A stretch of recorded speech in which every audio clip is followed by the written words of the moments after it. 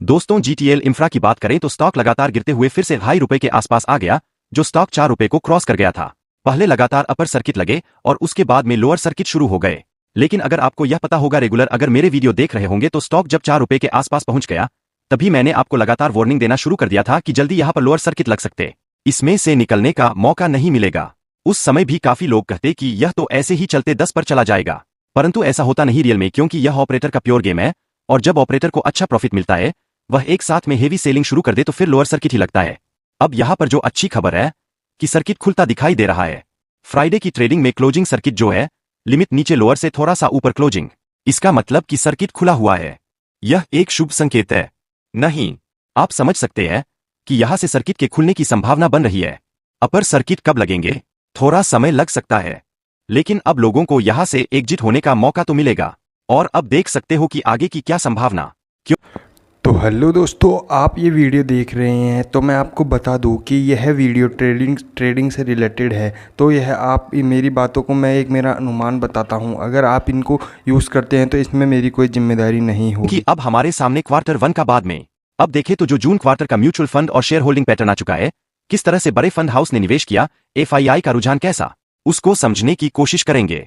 क्या वाकई में इस पेनी स्टॉक में बड़ा इन्वेस्टमेंट किया जा सकता है, या फिर एक तरह से यह बहुत रिस्की स्टॉक है जिसमें हमें निवेश नहीं करना चाहिए। इसके अलावा 2 बड़ी अपडेट है इस समय टेलीकॉम सेक्टर को लेकर, जिसको इस वीडियो के माध्यम से डिस्कस करेंगे। लेकिन फ्रेंड, उससे पहले अगर आप पहली बार हमारे चैनल पर आए तो चैनल को सब्सक्राइब कर दीजिए, एक बेल आइकॉन दबा दीजिए ताकि जब भी नया वीडियो बने पहला नोटिफिकेशन आपको मिले। वीडियो पसंद आए तो लाइक शेयर कीजिए। चलो फ्रेंड्स, वीडियो स्टार्ट करते हैं। मैं हूं आपका दोस्त एसबी दवे और मेरे अपने चैनल ऑनलाइन कमाई में आपका बहुत बहुत स्वागत है। तो सबसे पहले जीटीएल के कारोबार की बात कर ले तो देख सकते हो कि स्टॉक की जो शुरुआत हुई वह अब देखो कि जो सर्किट खुलकर ही हुई, यानी लोअर सर्किट बनी हुई 264 पर क्लोजिंग थी, गुरुवार की 2.7 के आसपास पास। अब देख सकते हैं कि उस लेवल तक गया, 2.7 इंट्राडे में गया। इसका मतलब यह है कि अब यहां से अब मूवमेंट देखने को मिल रहा है। लो बना 2.57 का, लेकिन अब देखो लोअर सर्किट भी गया और कल की गुरुवार की क्लोजिंग तक भी स्टॉक गया। दोनों तरफ का माहौल तो बना हुआ है, लेकिन अब जो है बिकवाली का दबाव बहुत कम हो गया, क्योंकि जिसको प्रॉफिट बुक करना था वह कर चुके। अब यहां पर ज्यादा प्रॉफिट बुकिंग की संभावना नहीं दिख रही है, तो क्लोजिंग 2.59 पर रही है, जहां पर 4.4% की गिरावट देखने को मिली। तो अब आप देखिए कि यहां से निकलने का मौका भी मिल रहा है और एंट्री का मौका भी मिल रहा है। लेकिन वाकई में क्या इस स्टॉक में बने रहना चाहिए, तो यह देख सकते हैं कि इस स्टॉक ने लगातार दौड़ लगाई थी, या फिर करीब 15 अपर सर्किट लगे। ₹2 के आसपास जो स्टॉक था उस 15 अपर सर्किट में सीधा ₹4.33 तक चला गया। लगातार दौड़ते हुए तो यह जो 15 अपर सर्किट एक तरफा लगे, क्योंकि इससे पहले भी अपर सचिव लगे थे, लेकिन 13 जून को प्रॉफिट बुकिंग आ गई थी। एक दिन की प्रॉफिट बुकिंग के बाद लगातार फिर स्टॉक दौड़ा, कहीं रुका नहीं और सीधा पैसा आपका डबल करके दिया।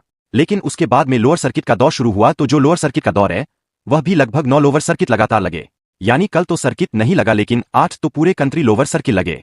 अब सर्किट खुलता दिखाई दे रहा और लग रहा है कि आने वाले समय में स्टॉक को फिर से दोहराया जा सकता है। आने वाले 1-2 नॉर्मल ट्रेडिंग के बाद इसमें फिर अपर सर्किट भी शुरू हो सकते हैं। तो वह जो रिस्क लेना चाहते और एंट्री एग्जिट को अच्छे से समझते, वह इसमें इन्वेस्टमेंट के बारे में सोच सकते हैं। रिटेल इन्वेस्टर जो एक लॉन्ग टर्म के लिए निवेश करना चाहिए, वह स्टॉक को फिलहाल अवॉइड ही करें, क्योंकि यह प्योर ऑपरेटर के हाथ का गेम है। अब फिलहाल इसके लिए अच्छी राहत है कि इतने बड़े लोअर अपर सर्किट के बाद भी उसको स्टेज 1 एएसएम लिस्ट में ही रखा गया है। इसमें बदलाव नहीं किया गया, इसलिए इसको एक आप देकर इंट्राडे ट्रेडिंग वगैरह का भी मौका मिलता दिखाई देगा। अब यहां पर देखो कि जून का शेयर बटन आ चुका है। प्रमोटर के यहां पर 100% शेयर गिरवी है। यह सबसे बड़ा रिस्क है। इसका जो शेयर भी बहुत ही नाममात्र है, 3% की ही होल्डिंग प्रमोटर की है। वह सारे के सारे शेयर उन्होंने प्लेज किए हुए, तो क्लियरली देख सकता है कि यहां पर रिस्क बहुत ज्यादा है। इसके अलावा यहां पर एफआई और एफपीआई ने अपनी निवेश को बढ़ा दिया है, तो कुछ एफआई ने भी यहां पर मौके का फायदा उठाया, तो 0.2% की होल्डिंग थी मार्च क्वार्टर में, जिसको जून में बढ़ाकर 0.17% कर लिया। लेकिन यहां पर एफआई की संख्या घट गई। यह ध्यान रखे तो पहले 26 एफआई थे जो निवेश करते थे इस स्टॉक के अंदर, वह जून में घटकर 25 पर आ गए। यह भी आपको खास ध्यान रखना है। यहां पर म्यूचुअल फंड की होल्डिंग अनचेंज और वह लगभग 0 है।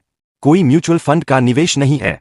म्यूचुअल फंड इस स्टॉक से दूर रह रहे, वह इसमें दाव नहीं लगा रहे। म्यूचुअल फंड की संख्या वैसे 2 है, लेकिन निवेश बहुत ही लिमिटेड है।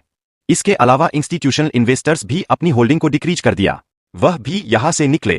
40% होल्डिंग थी मार्च क्वार्टर में, जो घटकर 40% पर आ गई है। तो बड़े फंड हाउस इंडिया के इसमें से एग्जिट हो रहे हैं, और यह क्लियरली आपको दिख रहा है कि इस स्टॉक में बहुत सारा रिस्क दिखाई दे रहा।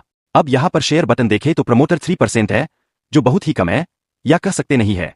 नाममात्र के लिए यहां पर एफआई का इन्वेस्टमेंट बढ़ा है। 0.0% होल्डिंग थी मार्च में, जो बढ़कर 0.0% हुई है। डीआई की होल्डिंग घटी है।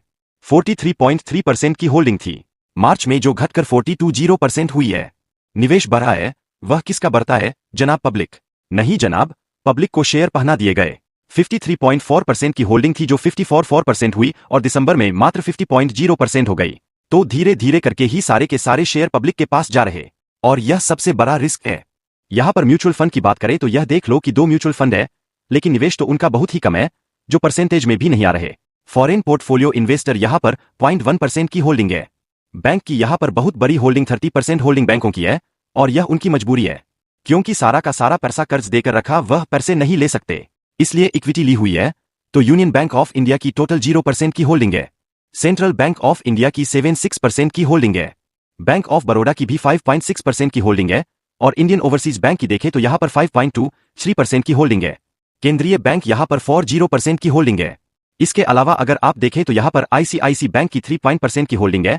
तो यूनियन बैंक ऑफ इंडिया का सबसे भारी निवेश, यहां पर उन्होंने ज्यादा पैसे दिए, उसके बदले में इक्विटी ली हुई है, क्योंकि पैसे चुका नहीं सकते थे तो यही मजबूरी में ले लिया। इंश्योरेंस कंपनी का भी निवेश है, जिसमें 3% होल्डिंग एलआईसी की है, तो यह मजबूरी का निवेश है। यह ध्यान रखें, उन्होंने कोई पैसे कमाने के लिए निवेश नहीं किया, और इसको देकर इसमें आपको निवेश नहीं करना चाहिए। अब ऐसे इंडिविजुअल इन्वेस्टर जिन्होंने देखे कि 2 लाख से ज्यादा का निवेश किया, वह 30% होल्डिंग है, यानी कुछ बड़े ऑपरेटर यहां पर जमकर गेम कर रहे हैं, और ऐसे इंडिविजुअल इन्वेस्टर जिनकी होल्डिंग 2 लाख से कम है, वह 0.16% है। यह छोटे इन्वेस्टर है। अब यहां पर देखिए, दूसरी अगर आप और निवेश की बात करें तो यहां पर एनी अदर स्पेसिफाइड में 1% एचयूएफ की 1% की होल्डिंग है। तो क्लियरली देख सकते हैं कि यह जो शेयर होल्डिंग पैटर्न में कोई खास या में उत्साह नहीं दिख रहा है। जनाब पब्लिक की होल्डिंग बढ़ी है, और थोड़ा सा एएफआई ने अपने निवेश बढ़ाए, लेकिन रिस्क बहुत ज्यादा है। अब यहां पर जो बड़ी अपडेट निकल कर आ रही है, बीएसएनएल ने रिवाइवल प्लान बना दिया है। सरकार का पूरा सपोर्ट मिल रहा है। बीएसएनएल अब पूरे इंडिया के अंदर 4G सर्विस लॉन्च करने जा रहा। इसके लिए उन्होंने टाटा ग्रुप की कंपनी टीसीआई के साथ में हाथ मिला लिया। 4G सर्विस आते ही यह देख सकते हैं कि अब जो कस्टमर चले गए बीएसएनएल छोड़कर, चार्ज की वजह से जो प्राइस हाइक की है, तीनों कंपनियां मिलकर उसकी वजह से वापस लौट कर आ सकते हैं। तो बीएसएनएल के लिए जो आप देखिए सर्विस देने का काम, टेलीकॉम सर्विस, वह जीटीएल ही ज्यादा करके देती है। हर छोटे बड़े गांवों में सर्विस जीटीएल की है, और बीएसएनएल का जो मेन टारगेट है वह छोटे गांव और कस्बे है, और ऐसे में यह बेनिफिट सीधा जीटीएल को मिलता दिखाई देगा। 4G सर्विस की वजह से यहां पर सबसे बड़ी बात है कि यह made in India 4G service होगी, पूरी तरह से इंडिया में बनी हुई, और यहां पर 4G सर्विस सस्ते में देने का पूरा प्लान तैयार है। आने वाले समय में देख सकते हैं कि जो 4G सर्विस महंगी कर दिया, तीनों कंपनियों ने मिलकर प्राइवेट प्लेयर ने उसको टक्कर देने के लिए तैयारी कर ली गई है।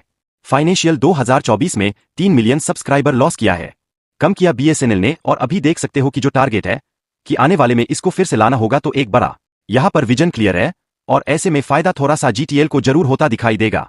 तो कुल मिलाकर यह संभावना कुछ पॉजिटिव बनी हुई है। दूसरे देखें तो तीनों कंपनियां जो टैरिफ हाइक की है, उसकी वजह से उनका रिवेन्यू बढ़ता दिखाई देगा, और ये कंपनियां लॉस में, उनको थोड़ा फायदा जरूर होगा। और ऐसे में जो कर्ज है इन कंपनियों के, जो टेलीकॉम टावर कंपनियों को चुकाना है, वह चुका पाएंगे, तो इससे भी थोड़ा सा बेनिफिट मिलता दिखाई दे सकता है। तो senior vice president Anshuman Thakur की तरफ से कहा गया कि आने वाले समय ये टैरिफ हाइक का फायदा इन कंपनियों को मिलेगा, तो उससे जीटीएल को भी थोड़ा बेनिफिट जरूर होगा। तो यह रिस्की स्टॉक है, अगर आप चाहे तो थोड़ा सा निवेश करें, लेकिन बहुत ज्यादा रिस्क है, और शॉर्ट टर्म इन्वेस्टर्स में अपर सर्किट लोअर सक्रिय खेल में अब भी एंट्री नहीं कर सकते। कोई लग रहा है कि फिर से इसमें ऑपरेटर सक्रिय होंगे, फिर इसमें अपर सर्किट का दौर भी शुरू होगा, जो थोड़ा आगे जाकर रुकता हुआ फिर दिखाई देगा। तो यह आप रणनीति अगर समझते तो उसमें दाव लगा सकते। लेकिन फ्रेंड, कोई भी इन्वेस्टमेंट करने से पहले अपने फाइनेंशियल एडवाइजर बर ले या अपना खुद का रिसर्च करें कि मैंने वीडियो आपके एजुकेशनल पर्पज के लिए ही बनाई। वीडियो पसंद आए तो लाइक शेयर कीजिए और चैनल को सब्सक्राइब कर दीजिए। Thank you friend.